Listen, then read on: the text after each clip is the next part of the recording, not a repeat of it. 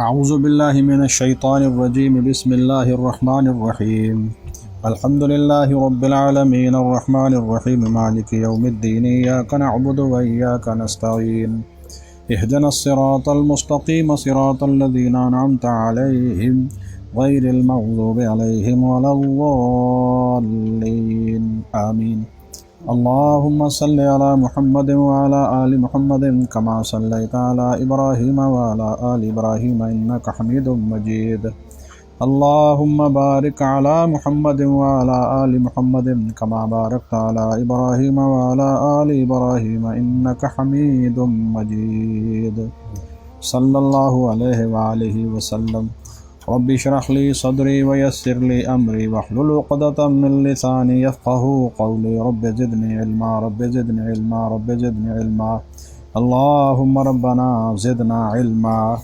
اللہ تعالیٰ کے فضل و کرم سے سورۃ الاحزاب کا درس جو ہے وہ جاری ہے۔ اس میں آج ہم آیت مبارکہ نمبر 21 سے انشاءاللہ العزیز چلیں گے۔ یہ 21واں پارہ ہے اور 21ویں پارے کا آخری حصہ جو ہے یہ جاری ہے۔ اس سے قبل کہ ہم یہ جو ہے وہ آیت مبارکہ شروع کریں، ہمیں جو ہے وہ تھوڑی سی اس بیک گراؤنڈ کو بھی سمجھنا ہے جو پہلے جو ہے وہ ہماری گفتگو ہو چکی ہے۔ یہ سورۃ الاحزاب جو ہے یہ اصل میں خاص طور پر جنگ احزاب یا جنگ خندق کے پیرائے کے اندر جو ہے وہ نازل ہوئی ہے۔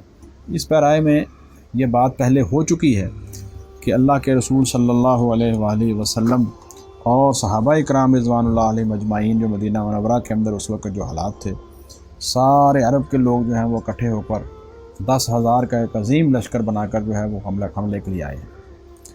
اس سلسلے میں اللہ رب العزت نے پچھلے رکوع کے اندر یہ بتایا ہے کہ اللہ رب العزت کی اس نعمت کو یاد کرو جس کے اندر اللہ تعالیٰ نے جو ہے وہ تمہارے اوپر جب کئی لشکر جو ہے وہ چڑھ آئے تو پھر تمہاری مدد جو ہے وہ اللہ تعالیٰ نے سخت ہوا کے ساتھ کی، اور تمہاری مدد جو ہے وہ اللہ رب العزت نے ایسے لشکروں کے ساتھ کی ہے جس نے جو لشکر نظر نہیں آ رہے تھے، یعنی فرشتوں کے ذریعے۔ لیکن یہ مدد کب آئی ہے، کن حالات میں آئی ہے اور کب آئی ہے، اس کے اوپر تفصیلی گفتگو جو ہے وہ ہم پہلے کر چکے ہیں۔ اور یہ حالت مسلمانوں کی ہو گئی تھی کہ ان کی آنکھیں پتھرا گئی ہیں، اتنا خوف تھا۔ اور اللہ رب العزت فرماتے ہیں کہ ان کے دل جو ہیں وہ کہتے ہیں کہ گلوں تک آ گئے ہیں، حتیٰ کہ اللہ رب العزت کے بارے میں طرح طرح کے گمان جو ہے وہ شروع ہو گئے کہ اللہ رب العزت کی مدد کیوں نہیں آ رہی۔ دیکھیے، ایک ہے اللہ تعالیٰ کے بارے میں ظن السوء، برا گمان، یہ کافروں کا ہوتا ہے، مشرکین کا ہوتا ہے، منافقین کا ہوتا ہے۔ ایمان والوں کا اللہ رب العزت کے بارے میں کبھی ظن السوء ہوتا ہی نہیں ہے۔ اگر اللہ رب العزت کے بارے میں ان کا گمان جو ہے وہ برا ہو جائے، نعوذ باللہ من ذالک، تو یہ ایمان کے منافی ہے۔ یہاں جو اللہ رب العزت نے فرمایا وَتَظُنُّونَ بِاللَّهِ الظُّنُونَ، یہ اصل میں اس تاخیر کے پیش نظر تھا جو ایمان والوں کے اندر آ جاتی ہے۔ آپ یہ جانتے ہیں، یہ بات سورۃ البقرہ کے اندر یہ مضمون گزرا ہے کہ اللہ کے رسول اور ایمان والے جو ہیں وہ اس بات کو اظہار کرتے ہیں، پھر جب ان کو ہلا دیا جاتا ہے ان کے ایمان کے نتیجے میں، ان کے ایمان کا جب امتحان ہوتا ہے تو کیا کہتے ہیں؟ متی نصر اللہ، اللہ کی مدد جو ہے وہ کب آئے گی؟ ایسی بات ہے کہ اللہ رب العزت فرماتے ہیں الا ان نصر اللہ قریب۔ سیدہ عائشہ صدیقہ رضی اللہ عنہا نے بھی اس کی وضاحت فرمائی تھی۔ یہ سورہ یوسف کے حوالے سے حضرت عائشہ صدیقہ رضی اللہ عنہ سے سوال کیا گیا تھا۔ وہ آیت مبارکہ جو ہے وہ سورہ یوسف کے آخری رکوع کے اندر ہے۔ تو حضرت عائشہ نے فرمایا تھا کہ یہ بات نہ گمان کرنا کہ کہیں اللہ کے رسول جو ہیں وہ اللہ تعالیٰ کے بارے میں جو ہے وہ شاید گمان کریں، نہیں، اللہ کے رسول جو ہیں وہ اس بات کے اوپر پریشان ہو گئے تھے کہ جب اللہ رب العزت کی مدد جو ہے وہ تاخیر کا شکار ہو گئی تو کہیں ایمان والے متزلزل نہ ہو جائے، ہمارے جو ہیں وہ ہمارے ساتھ چلنے والے متزلزل نہ ہو جائے۔ تو اس لیے جو ہے وہ اس جو ہے یہاں مایوسی سے مراد اللہ کی رحمت سے مایوسی نہیں ہے، اس بات سے ہے کہ کہیں جو ہے وہ ایمان والے متزلزل نہ ہو جائے۔ تو صحابہ اکرام رضوان اللہ علیہ مجمعین جو ہیں ان کے بارے میں کہا گیا، اللہ رب العزت نے فرمایا ہنالک ابتلی المؤمنون، اس طرح ایمان والے آزمائے گئے، وزلزلوا زلزالا شدیدا، اور بہت ہی شدید طریقے سے جو ہے وہ ان کو جو ہے وہ ہلا دیا گیا۔ یہ ہے اس کی جو ہے وہ بیک گراؤنڈ۔ پھر منافقین کا پورا طرز عمل یہاں میرا خیال ہے کہ اس مختصر رکوع کے اندر اللہ رب العزت نے منافقین کا پورا طرز عمل بیان کر دیا ہے۔ سب سے پہلے انہوں نے بات کیا کی کہ اللہ اور اس کے رسول صلی اللہ علیہ وآلہ وسلم نے جو ہمارے ساتھ وعدہ کیا تھا وہ تو محض ایک دھوکہ تھا، نعوذ باللہ من ذالک۔ دیکھیے یہ بات کئی دفعہ میں کر چکا ہوں، پھر میں جو ہے وہ وضاحت کرنا چاہتا ہوں کہ منصب رسالت کا یہ ایک عظیم تقاضا ہے۔ جب ہم کہتے ہیں نا کہ اللہ کے رسول حضرت محمد الرسول اللہ صلی اللہ علیہ وسلم اللہ کے رسول اور بندے ہیں، اللہ کے بندے اور اس کے رسول ہیں، اور ہم ان پر ایمان لے آتے ہیں، تو ایمان کا سب سے اتم تقاضا یہ ہے کہ ان کی ہر بتائی ہوئی بات اور خبر کی تصدیق کی جائے۔ اگر آپ تصدیق نہیں کر رہے دل سے تو اس کا مطلب یہ ہے کہ آپ کے اندر ایمان نہیں۔ تو انہوں نے پہلے کہ دیکھیے جی ایک طرف جو ہے وہ ہمارے حالات یہ ہیں، اور ادھر جو ہے وہ کیسر و کسریٰ اور یمن کی فتوحات کی خوشخبریاں دی گئی۔ میں کہتا ہوں کیسر و کسریٰ اور یمن کی فتوحات کی خوشخبری تو اللہ کے رسول صلی اللہ علیہ وسلم نے اس موقع پر دی ہے۔ ہر ایک بات جو اللہ کے رسول صلی اللہ علیہ وسلم نے بیان فرمائی ہے کہ یہ عمل کرو گے یہ ملے گا، جب تک آپ کا اس کے اوپر کامل یقین نہیں ہوگا اس کا مطلب آپ کو اللہ اس کے رسول کے وعدوں پر یقین ہی نہیں ہے۔ یہ منافقین کا پہلا طرز عمل ہے، اور یہاں سے بنیاد ہے۔ دیکھیے اسی بنیاد کے ہل جانے کی وجہ سے، اس ایمان کے ہل جانے کی وجہ سے آگے ساری ان کی حرکتیں جو ہیں وہ غلط ہو رہی ہیں۔ کیوں ہو رہی ہیں؟ وہ ایمان ہی نہیں ہے۔ اگر ان کا یہ ایمان ہوتا اللہ کے رسول صلی اللہ علیہ وسلم کے اوپر اور آپ کی ہر بات کی تصدیق کرتے تو یہ خرابیاں ان میں نہ آتی۔ مثلا اگلی خرابی بیان ہو رہی ہے کہ انہوں نے کہا کہ اے مدینے والو، اے مدینہ کے رہنے والو، خود تو جہاد میں حصہ نہیں لے رہے لیکن ان کو بھی کہہ رہے ہیں کہ آ جاؤ فرضی ہو، تم بھی لوٹ آؤ، یہاں کیا کر رہے ہو، سردی میں بیٹھے ہو۔ وہ ایک طرف 10,000 کا لشکر آ گیا ہے اور تم جہاں نہاتے بیٹھے ہو، لباس تمہارے پورے نہیں ہیں، آ جاؤ۔ اور ان میں سے کچھ نے پھر یہ بہانہ کیا، یعنی مسلمانوں کے اپنے حوصلے تو خراب ہیں لیکن ان کے حوصلے بھی پست کر رہے ہیں۔ یہ خرابی شروع ہو گئی۔ کہاں سے شروع ہوئی ہے اس کی بنیاد؟ ایمان نہ ہونے کے نتیجے میں، یا ایمان انتہائی کمزور ہونے کے نتیجے میں۔ دوسری بات، یہ نبی صلی اللہ علیہ وسلم کے پاس اگر کیا کہا، یہ ہمارے گھر تو بڑے غیر محفوظ ہیں، دیکھیں جی ہم تو مدینہ منورہ کے کناروں سے آئے ہیں، جہاں تو آپ نے اپنے جو ہے وہ بیوی بچے اور سارے جو صحابہ کرام کے جو ہیں وہ اہل خانہ اور بیوی بچے وہ تو قلعوں کے اندر بند ہیں، اور ہمارے گھر تو غیر محفوظ ہیں۔ اللہ رب العزت نے فرمایا ان کے گھر غیر محفوظ نہیں تھے، وہ صرف اور صرف جہاد سے بھاگنا چاہتے، ان یریدون الا فرارا۔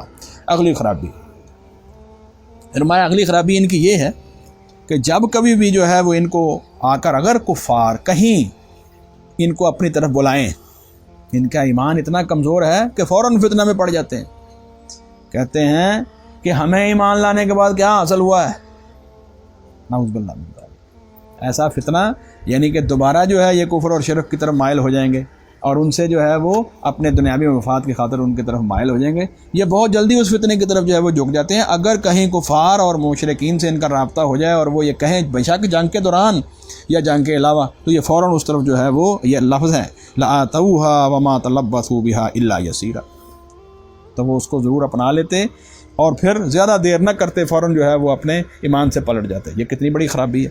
پھر آگے یہ کہا، پھر اگلا جو ہے وہ اللہ رب العزت نے فرمایا کہ دیکھو تم لوگوں نے تو یہ کہا تھا احد کی لڑائی کے اندر، پھر آگے جتنی بھی جنگیں آئیں گی، دیکھیں جی احد کی لڑائی جو ہے اس کے اندر تو ہم نے مشورہ دیا تھا، ہم نے تو کہا تھا کہ مدینہ میں رہ کے لڑائی کیجئے، رسول اکرم صلی اللہ علیہ وسلم نے ہماری بات کی طرف توجہ نہیں کی اور مدینہ سے باہر چلے گئے، وہاں صحابہ کرام شہید ہو گئے، ہوئے ہیں نا بدر کی احد کی لڑائی میں، پہلے فتح ہو گئی تھے پھر شکست میں بدل گئی۔ ان منافقین نے پہلے تو عبداللہ ابن ابی نے کہا یہ کوئی لڑائی تھوڑا ہے، یہ تو مجھے لڑائی لگ ہی نہیں رہی ہے، ایسی تھوڑی سی جھڑپ ہے، تو عین موقع کے اوپر 300 بندے لے کے چلا گیا تھا نا، اور یہ کہا تھا کہ جب لڑائی ہوگی تو ہم شامل ہوں گے، اور پھر جب جنگ ختم ہو گئی تو پھر ان منافقین نے جو ہے وہ بڑے جو ہے وہ کیا کہتے ہیں بڑے بڑے دعوے کیے کہ کوئی بات نہیں، اگلی دفعہ دیکھیے ہماری بہادری۔ تو اللہ رب العزت فرماتے ہیں یہ دیکھ لیجئے وَكَانَ عَهْدُ اللَّهِ مَسْئُولًا، پچھلی دفعہ بھی انہوں نے وعدہ کیا تھا، اب پھر اس وعدے سے جو ہے وہ مکر رہے ہیں، اور اللہ کا وعدہ تو ہمیشہ جو ہے وہ پورا ہو کے رہتا ہے۔ اللہ تعالیٰ اپنے وعدے کے بارے میں لازمی پوچھتے ہیں، کس طرح دنیا میں کیسے پوچھتے ہیں؟ دنیا میں تو اللہ تعالیٰ نے تمہیں خندق کے میدان میں لا کر یہاں غزوہ احزاب میں تم سے پوچھ لیا ہے، تمہارا امتحان ہو گیا ہے۔ اللہ تعالیٰ جو ہے وہ ہر لمحے، دیکھیں گرمی ہے نا، اسی گرمی کے موسم کے اندر جو ہے وہ جب رمضان المبارک آ جاتا تھا، آپ کو یاد ہوگا جون میں جولائی میں، ہو گیا امتحان کہ نہیں؟ کتنے ہی لوگ جو ہیں وہ کوئی دائیں طرف چلے گئے، کوئی بائیں طرف چلے گئے، مجبوریوں کے علاوہ، بیمار لوگوں کے علاوہ، مسافروں کے علاوہ صحت مند لوگ جو ہیں ان کا ہو گیا امتحان کہ نہیں عاطف صاحب؟ اچھا سخت سردی کی راتیں ہیں، سخت سردی کے دن ہیں، وضو کے ساتھ ٹھنڈی وضو کے ساتھ نماز پڑھنا ہو گیا امتحان کہ نہیں؟ تو اللہ تعالیٰ تو کرتے ہیں امتحان، اس لیے کہ تم دعویٰ کرتے ہو لا الہ الا اللہ محمد الرسول اللہ کا صلی اللہ علیہ وسلم، اس لیے کہ آپ دعویٰ کرتے ہیں ایاک نعبد و ایاک نستعین کا، تو یہ تو ہوگا۔ تو فرمایا پچھلی دفعہ بھی تم اپنے وعدے سے پھر گئے، اب پھر گئے، اور یاد رکھو اس وعدے کے بارے میں سوال ہوگا۔ یہ ساری ان کی جو ہے، اچھا اللہ رب العزت فرماتے ہیں اگر تم موت سے اور قتل سے بھاگ رہے ہو، اچھا پھر کتنی زندگی رہے تم جو ہے وہ، بس اگر فرض کر لو کچھ لوگ شہید ہو گئے ہیں جنگوں کے اندر، مسلمان جو ہیں وہ تو اللہ تعالیٰ کے ہاں مقام لے گا، تمہاری زندگی کتنی ہے؟ 10 20 30 40 اور کتنی رہو گے؟ پھر آگے جو ہے وہ اللہ رب العزت نے فرمایا کہ کچھ ایسے بھی ہیں جو جہاد سے روکنے والے ہیں، جہاد سے روکنے والے ہیں، اور پھر آگے ان کی ایک صفت بیان کی اشحۃ علیکم، یہ اگلی میں ذرا خلاصہ بیان کر رہا ہوں، تمہارے بارے میں انتہائی بخیل، ایک گھونٹ پانی بھی مسلمانوں کو دینے کے لیے تیار نہیں ہے، مال خرچ کرنا تو بہت دور کی بات ہے۔ یہ لفظ ذرا سنیے، اشحۃ علیکم، یہ اس حال کے اندر یہ ساری گفتگو کر رہے ہیں کہ انتہائی بخیل ہیں، یعنی دل میں یہ ہے کہ مسلمانوں کا قتل کو فائدہ نہ ہو، یعنی کسی کا بھلائی کرنا، آپ جو ہے وہ میدان جنگ کے اندر جو ہے وہ ایک کھجور بھی دے دیں وہ بھی اللہ تعالیٰ کے ہاں بہت بڑی بن جاتی ہے، 1 روپیہ دے دیں وہ بہت بڑا بن جاتا ہے۔ آپ اس نیت کے ساتھ دیکھیے پیر صاحب سورہ توبہ میں اللہ رب العزت کیا فرماتے ہیں، اگر کوئی شخص اتنی بھی طاقت نہیں رکھتا کہ 1 روپیہ یا 1 کھجور دے سکے، لیکن اللہ اور اس کے رسول کا اور مسلمانوں کا دل سے خیر خواہ ہے، وہ بھی جہاد میں شامل ہے۔ ایسا ہوا یا نہیں جنگ تبوک میں؟ وہ صحابہ اکرام آئے، یا رسول اللہ ہمیں بھی کوئی سواری دے دیں،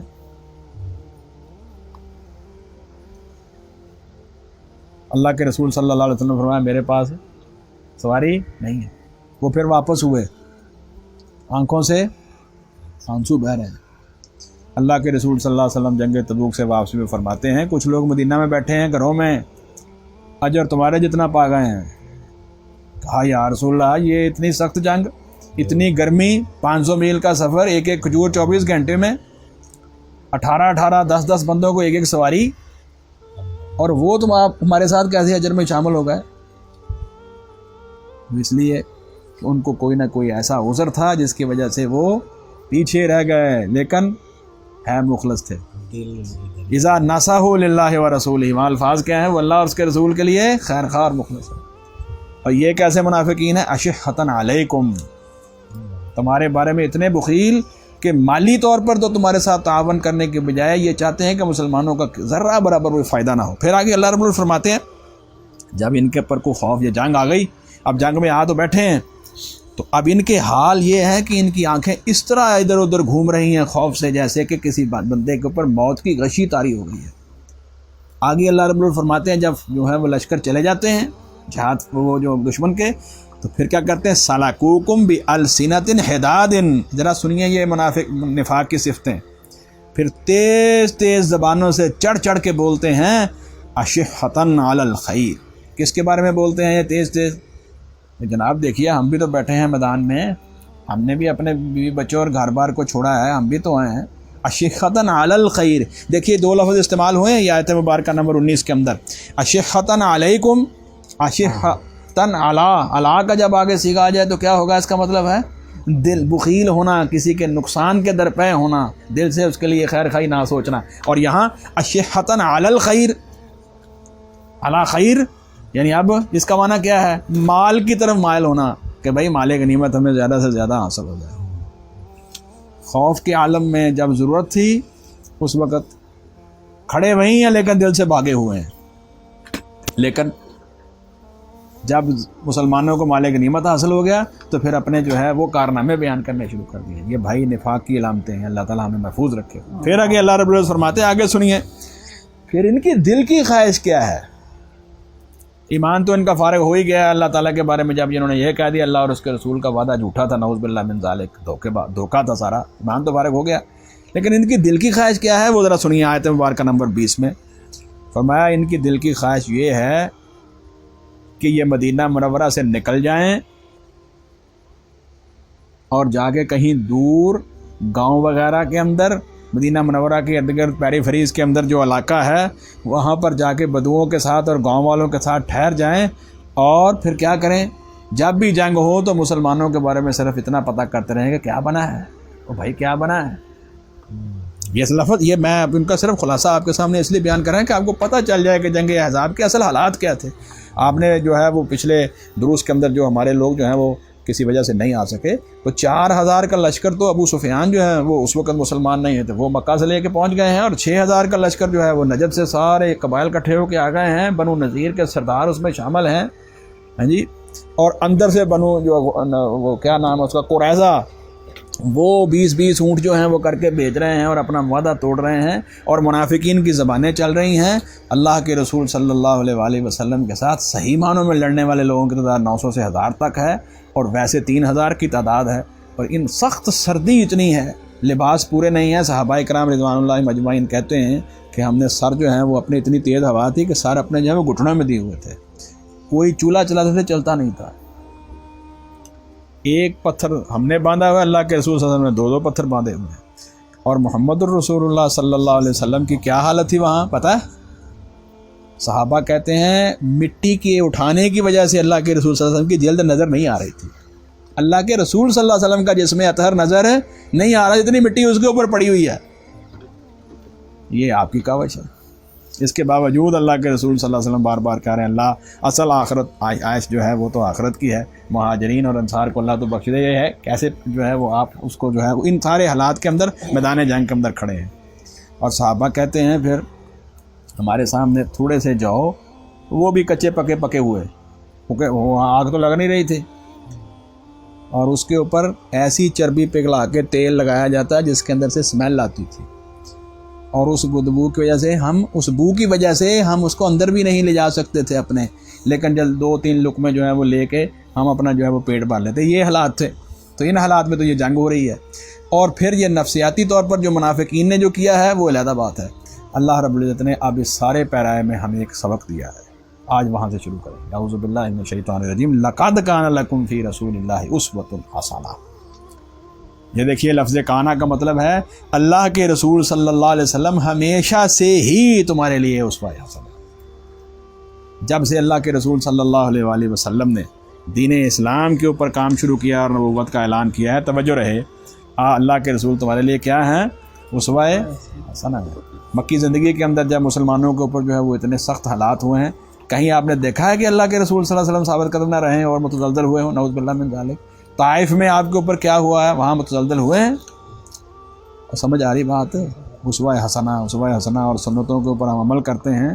اب اس پیرائے میں ذرا سوچئے کہ دین کی جد و جہد اور مشقت کے اندر کبھی بھی آپ لوگوں نے کمزوری نہیں دکھانی۔ اور شاب ابی طالب کے اندر 3 سال حضور صلی اللہ علیہ وسلم ساتھ رہے ہیں کہ نہیں رہے؟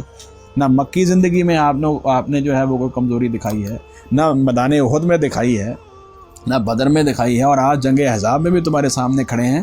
تم جو ادھر ادھر کی باتیں کر رہے ہیں، اللہ کے رسول صلی اللہ علیہ وسلم کی زندگی کو کیوں نہیں سامنے رکھتے ہیں؟ اب اس آیت مبارکہ کو اس پیرائے میں آپ لوگ دیکھیے تو اس کی سمجھ آپ کو آ جائے گی کہ جب بھی مسلمانوں کو، اسلامی ریاست کو، پوری امت کو، اب تو خیر حالات ہی اس طرح کے ہیں کہ ہر وقت ہی مسلمانوں کو ضرورت ہے، تو دین کے لیے جد و جہد میں آپ اپنا مال، اپنی جان، اپنی صلاحیتیں، اپنا وقت، کس طرح بھی آپ کو اللہ تعالیٰ موقع دے آپ اس کو خرچ کریں، اور اس میں ثابت قدم رہیں، اور اس کے اندر متزلزل بالکل نہ ہوں، اور نبی صلی اللہ علیہ وسلم کی زندگی کو اسوہ حسنہ بنائیں۔ اس کا دوسرا مطلب کیا ہے؟ جس نے اللہ کے رسول صلی اللہ علیہ وسلم کی زندگی پڑھی نہیں ہے، جس نے سیرت کا مطالعہ ہی نہیں کیا، پوری زندگی انگریزی پڑھتے ہوئے اور پتہ نہیں کون سے سبجیکٹس پڑھتے ہوئے گزار دی ہے، اور سیرت مبارکہ پڑھی ہی نہیں ہے، وہ اسوہ حسنہ کیسے بنائے گا آپ کو؟ سیر صاحب وہ کبھی اسوہ حسنہ نہیں بنا سکتا۔ اسی کے پیش نظر تو یہ فتنہ انکار حدیث ہے، جس کو نبی کریم صلی اللہ علیہ وسلم کے منصب رسالت کا پتہ ہے اور اس کا سیرت کے اوپر سیرت میں مطالعہ ہے، آپ کی زندگی اس کے سامنے ہے، تو اس کو پتہ ہے کہ یہ قرآن مجید اللہ کے رسول صلی اللہ علیہ وسلم پر جو نازل ہوا ہے، یہ اسی صورت میں ہم جو ہے وہ اس کے اوپر مکمل عمل کر سکیں گے اگر ہمیں سنت مطہرہ کا پتہ ہے۔ یہ بات صحیح ہے یا نہیں؟ اور منصب رسالت کا یہ سب سے دوسرا اور انتہائی اہم تقاضا ہے ابھی ایک آپ کے سامنے ایک اور بات رکھ دوں، اس آیت مبارکہ کو لکھنے کے بعد بہت سارے لوگوں نے اس کے اوپر یہ تبصرہ کیا ہے، پتہ نہیں یہ لوگ جو ہیں یہ سوچتے کیوں نہیں ہیں۔ تبصرہ یہ کیا ہے یہ تو خاص پیرائے میں نازل ہوئی تھی، جنگ احزاب کے پیرائے میں نازل ہوئی تھی، آپ اس کو جو ہے وہ بالکل عمومی طور پر اختیار کر رہے ہیں اسوہ حسنہ۔ یعنی کیا مطلب ہے؟ مطلب یہ ہے کہ رسول اللہ صلی اللہ علیہ وسلم کی جو زندگی ہے اس کے اندر سے جو سنت مبارکہ ہے اس کو نکال دو، تو ہمارے لیے کیا بچا پھر؟ اچھا آپ دیکھیے ذرا، میں آپ کو ایک بات بتاتا ہوں، چلیے یہ تو جنگ احزاب کے پیرائے میں آیت مبارکہ آ گئی ہے، رسول اللہ صلی اللہ علیہ وسلم کیا صرف اور صرف اپنی زندگی تک ہی رسول تھے صلی اللہ علیہ وسلم؟ کیوں جی؟ اللہ کے رسول صلی اللہ علیہ وسلم اپنی زندگی تک ہی رسول تھے؟ کیا بنے گا اس آیت مبارکہ کا جس میں کہا گیا قل یا ایھا الناس انی رسول اللہ الیکم جمیعا، قیامت تک کے لیے آپ اللہ کے رسول ہیں۔ پھر وما ارسلناک الا کافۃ للناس بشیرا ونذیرا، اس آیت مبارکہ کا کیا معنی ہے؟ کہ تمام انسانیت کے لیے آپ جو ہیں وہ بشیر اور نذیر بنا کے بھیجے گئے ہیں۔ اچھا اس آیت مبارکہ کا کیا معنی ہے؟ من یطیع الرسول فقد اطاع اللہ، جس نے اللہ کے رسول صلی اللہ علیہ وسلم کی اطاعت کی اس نے اللہ تعالیٰ کی اطاعت کی۔ اچھا اس آیت مبارکہ کا کیا معنی ہے؟ قل ان کنتم تحبون اللہ فاتبعونی یحببکم اللہ ویغفر لکم ذنوبکم واللہ غفور الرحیم، اگر تم چاہتے ہو کہ اللہ تعالیٰ تمہیں اپنا محبوب بنا لیں تو کیا کرو پھر؟ رسول اللہ صلی اللہ علیہ وسلم کی، میرے پیغمبر صلی اللہ علیہ وسلم کی غیر مشروط تابعداری کرو، غیر مشروط تابعداری کرو، غیر مشروط جو ہے وہ آپ حضور صلی اللہ علیہ وآلہ وسلم کی تابعداری کرو۔ یہ ہے یہ آیت مبارکہ کہ نہیں؟ ان تمام آیات مبارکہ کو اگر آپ رکھیں گے تو خود بخود ہی سمجھ آ جائے گا کہ یہ اسوہ حسنہ کا معنی کیا ہے۔ اچھا پھر کیا صحابہ اکرام رضوان اللہ علیہم اجمعین نے اس آیت مبارکہ کو یہی کہا ہے کہ یہ تو سورہ احزاب کے موقع پر نازل ہوئی ہے؟ کیوں جی؟ ہمارے عربی دانوں آپ بتائیے ذرا، 60-70 کے قریب احادیث کی کتابوں میں روایات موجود ہیں کہ نہیں؟ عبداللہ ابن عمر رضی اللہ عنہ سے، عبداللہ ابن عباس رضی اللہ عنہ سے، علی مرتضیٰ رضی اللہ تعالیٰ عنہ سے، عائشہ صدیقہ رضی اللہ عنہ سے، اور بے شمار صحابہ کرام سے جنہوں نے ہر معاملے کے اندر کہا، حج کے معاملات ہوئے، نماز کے معاملات ہوئے، کیا کہا انہوں نے؟ اور دیگر دین کے معاملات تم نے کہا اللہ کے رسول صلی اللہ علیہ وسلم کی سنت ہمارے لیے جو ہے اسوہ حسنہ ہے۔ حضرت عبداللہ بن عمر رضی اللہ عنہ کا واقعہ نہیں آتا کہ انہوں نے سفر کے اندر جو ہے وہ نماز سنتیں نہیں پڑھی اور آ گئے، تو ان کا غلام بعد میں آیا تو آپ نے فرمایا کہاں رہ گئے تھے؟ کہنے لگا میں سنتیں پڑھنے لگ گیا تھا۔ آپ نے فرمایا اگر میں نے سنتیں پڑھنی ہوتی تو پھر نماز ہی پوری پڑھ لیتا، کیا تمہارے لیے تم نے قرآن بھی نہیں پڑھا؟ لقد کان لکم فی رسول اللہ اسوۃ حسنہ۔ علی مرتضیٰ رضی اللہ تعالیٰ عنہ نے جب حضرت معاویہ رضی اللہ عنہ سے وہ وعدہ تحکیم کیا ہے، صلح نامہ ہوا ہے، تو خوارج نے یہی اعتراض کیا تھا نا کہ آپ نے جو ہے وہ یہ کام کر لیا ہے، صلح کر لی ہے اور یہ لکھت پڑھت کا کام شروع کر دیا ہے۔ تو علی مرتضیٰ رضی اللہ تعالیٰ عنہ نے مسند احمد میں ہے یہ بات کہی تھی کہ کیا اللہ کے رسول صلی اللہ علیہ وآلہ وسلم نے مکہ والوں کے ساتھ صلح حدیبیہ کے موقع کے اوپر جو ہے وہ لکھا نہیں تھا معاہدہ؟ اور لکھنے والوں میں ہی تو شامل تھا۔ اور پھر علی رضی اللہ عنہ نے یہی آیت پڑھی لقد کان لکم فی رسول اللہ اسوۃ حسنہ۔ یہ تھوڑی سی بحث آیت مبارکہ کے اوپر کرنی ضروری تھی۔ منصب رسالت کا تقاضا ہے کہ اللہ کے رسول صلی اللہ علیہ وسلم کی سنت مبارکہ کو اور آپ کی احادیث مبارکہ کو سیکھا جائے اور اس کو وقت دیا جائے اور اپنی عملی زندگی کے اندر آپ کے جو اقوال اور افعال ہیں ان کو اپنایا جائے۔ بات سمجھ آ گئی؟ اور دین کی جد و جہد کے اندر جو ہے وہ کبھی بھی انسان کمزوری نہ دکھائے اور متزلزل نہ ہو اور استقامت اختیار کرے، یہ ہے اسوہ حسنہ۔ اب ہم اس آیت مبارکہ کو لے کر آگے بڑھتے ہیں۔ اعوذ باللہ من الشیطان الرجیم لقد کان لکم فی رسول اللہ اسوۃ حسنۃ۔ بلا شبہ تحقیق ہمیشہ سے اللہ کے رسول صلی اللہ علیہ وسلم کی زندگی تمہارے لیے جو ہے وہ نہایت اچھا نمونہ ہے۔ لمن کان یرجو اللہ، اس شخص کے لیے جو اللہ سے ملاقات کی امید رکھتا ہے، توجہ رہے، والیوم الآخرہ، اور یوم آخرت پر جو ہے وہ ایمان رکھتا ہے، وذکر اللہ کثیرا، اور وہ بہت زیادہ اللہ کو یاد رکھتا ہے۔ اور یہاں اللہ تعالیٰ کو بہت زیادہ یاد رکھنے کا مطلب کیا ہے؟ اللہ کے حکم کے لیے، اللہ کی نصیحت کے لیے ہمیشہ تیار رہتا ہے۔ اگر اس کے اندر یہ 3 باتیں ہوں گی تو اللہ کے رسول صلی اللہ علیہ وسلم کی زندگی اس کے لیے اسوہ حسنہ ہے. جس کا ایمان ہی نہیں ہے، جو یہ کہتا ہے کہ اللہ اور اس کے رسول صلی اللہ علیہ وسلم نے ہم سے وعدہ کیا تھا، نعوذ باللہ دھوکہ کیا ہے، تو پھر ان کی زبانیں تیز ہی چلیں گی نا نفاق کی وجہ سے. اللہ تعالیٰ ایسی منافقت سے ہمیں بچائے، کیونکہ ایسی منافقت انسان کے ایمان کو تو جو ختم کرتی ہے، اس کے قلب کے اوپر جو ہے پھر ایسی حالات وارد ہو جاتے ہیں کہ اس کو قیامت پھر موت تک جو ہے وہ توبہ کی توفیق بھی نہیں ہوتی. نعوذ باللہ من ذالک. سورہ توبہ میں ہے کہ نہیں؟ اب آگے چلیے. اب بالکل جو ہے وہ اس کا سمجھیے کہ منافقین کے طرز عمل کے مقابلے میں اب ایمان والوں کا طرز عمل آگے آ رہا ہے سورہ احزاب کے حوالے سے، جنگ احزاب کے حوالے سے. کیا ذرا سنیے. وَلَمَّا رَأَى الْمُؤْمِنُونَ الْأَحْزَابَ. بہتر یہ ہے کہ لوگ انگلی رکھیں ایک ایک آیت مبارکہ کے اوپر تاکہ توجہ رہے. وَلَمَّا رَأَى الْمُؤْمِنُونَ الْأَحْزَابَ. اور جب دیکھا مومنوں نے لشکروں کو، صحابہ کرام نے جب لشکروں کو دیکھا، انہوں نے کیا کہا؟ قالوا. انہوں نے کہا ھذا ما وعدنا اللہ ورسولہ. یہ تو اللہ اور اس کے رسول صلی اللہ علیہ وسلم کا وعدہ ہے. وصدق اللہ ورسولہ. اور اللہ اور اس کے رسول صلی اللہ علیہ وسلم نے تو سچ کہا تھا. کیا مطلب ہے اس کا؟ کہ اللہ رب العزت کا یہ وعدہ جو سورہ البقرہ میں اور سورہ آل عمران میں اور دیگر صورتوں میں آیا ہے کہ ایمان والوں کا امتحان ہوتا ہے، اور امتحان تو ہوگا. ہمارا امتحان ہو گیا ہے، یہ لوگ آ گئے ہیں اور اللہ کے فضل و کرم سے ہم امتحان میں کامیاب ہو گئے ہیں، اور اس کے نتیجے میں ہمیں کیا ہوگا؟ دنیا اور آخرت کی کامیابیاں ملیں گی. یہ ہے اللہ اور اس کے رسول صلی اللہ علیہ وسلم کا سچا وعدہ. جب انہوں نے دیکھا تو انہوں نے کہا وَلَمَّا رَأَى الْمُؤْمِنُونَ الْأَحْزَابَ قَالُوا هَذَا مَا وَعَدَنَا اللَّهُ وَرَسُولُهُ. یہ تو اللہ اور اس کے رسول کا وعدہ ہے. وَصَدَقَ اللَّهُ وَرَسُولُهُ. اور یہ اللہ اور اس کے رسول صلی اللہ علیہ وسلم نے سچ کہا. ہمیں نہ ڈراؤ کہ لوگوں نے حملہ کر دیا تمہارے اوپر. فرمایا نہیں. وَمَا زَادَهُمْ. اور اس چیز نے نہیں زیادہ کیا ان کے لیے الا ایمانا و تسلیما. ان کے ایمان میں بھی اللہ رب العزت فرماتے ہیں اضافہ ہو گیا، ان کی فرما برداری میں بھی اضافہ ہو گیا. اگر اور لوگ بھی آ جاتے اور بھی ان پر حملہ ہو جاتا ہے، ان کے ایمان میں اور ان کی تسلیمات میں اضافہ ہو جاتا ہے. یہ دیکھیے وما زادہم. اور اس نے ان کو زیادہ نہیں کیا الا ایمانا و تسلیما، مگر ایمان اور فرما برداری میں. تو صحابہ کرام رضوان اللہ علیہم اجمعین کا طرز عمل، اور یہی طرز عمل امت مسلمہ کا قیامت تک رہے گا کہ اگر وہ کسی نہ کسی آزمائش میں دین کے معاملے کے اندر دیکھیے ایک بات ذہن میں رکھیے، دنیا کی آزمائشیں سب پر آتی ہیں، مسلمانوں پر بھی آتی ہیں، غیر مسلموں پر بھی آتی ہیں، امیر پر بھی آتی ہیں، غریب پہ بھی آتی ہیں. حضور صلی اللہ علیہ وسلم کی کئی دفعہ حدیث مبارکہ آپ کے سامنے پیش کی گئی ہے کہ انسان کے اوپر جو ہے وہ ایک آزمائش آتی ہے، وہ ختم ہوتی ہے تو دوسری آ جاتی ہے، حتیٰ کہ کیا ہوتا ہے اس کے سامنے اس کی موت اور اجل آ جاتی ہے، اسی میں وہ گرفتار رہتا ہے. ہاں مومن کو کہ یہ ہے جنرل بات سب کے لیے، لیکن مومن کو فائدہ کیا ہوتا ہے؟ ایک آزمائش سے گزرتا ہے دوسری پہ اندر، اور پھر اس کے اوپر جب وہ صبر کرتا جاتا ہے، اس حالت میں اللہ تعالیٰ کے پاس پہنچتا ہے کہ اس کے اوپر کوئی گناہ ہوتا ہی نہیں ہے.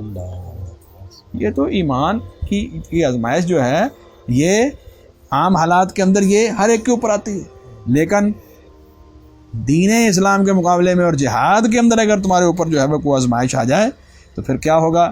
اس کے اوپر صبر کا نتیجہ ہے کہ ایمان اور تسلیمات بڑھتی ہیں. آگے سنیے اللہ رب العزت نے صحابہ کی صفت بیان کی ہے. من المؤمنین رجال.